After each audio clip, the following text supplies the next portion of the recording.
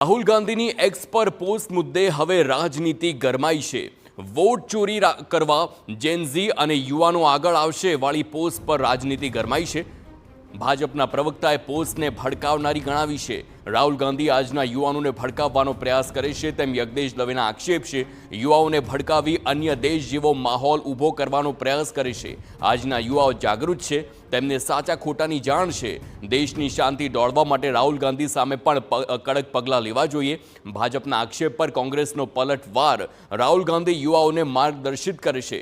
Bhajap social મીડિયામાં જુઠ્ઠાણું ફેલાવે છે। રાહુલ ગાંધીએ જવાબદારીપૂર્વક ટ્વીટ કર્યું છે તેમ મનીષ દોશીએ જણાવ્યું અને આજની જનરેશન સાચા ખોટાનો ભેદ પણ જાણે જ છે તેમ જણાવ્યું।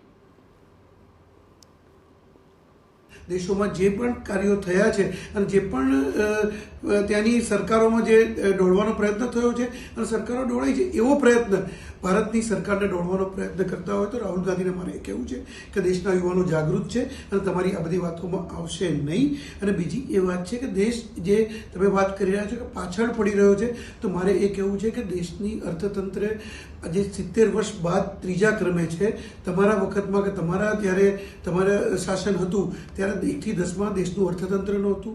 ત્યાંનો સમય જનરેશન ઝેડ માટે એટલા માટે આ જરૂરી છે કારણ કે સતત વોટ્સઅપ યુનિવર્સિટીમાં જૂઠ પીરસનારા લોકોની પોલ ખુલી રહી છે એટલે એ લોકો કહી રહ્યા છે। સૌથી વધુ મોબાઈલ અને ડિજિટલ ક્રાંતિનો ઉપયોગ કરનારા યંગસ્ટર છોકરાઓ એમની આગળ જે જૂઠ પીરસવામાં માસ્ટર લોકો સત્તા સામે બેઠા એમને સત્તા તો મેળવી લીધી પણ હવે ધીમે ધીમે એની પોલ કારણ કે નવી પેઢી આ જનરેશન ઝેડ એ ખોટું શું ને સાચું શું એ વચ્ચેનો ભેદ જાણી ગઈ છે અને એટલા કારણે તમે જો સતત એ જવાબ આપતી રહે છે। તેવા સંજોગોમાં રાહુલજીનું આ ટ્વીટ મને એમ લાગે છે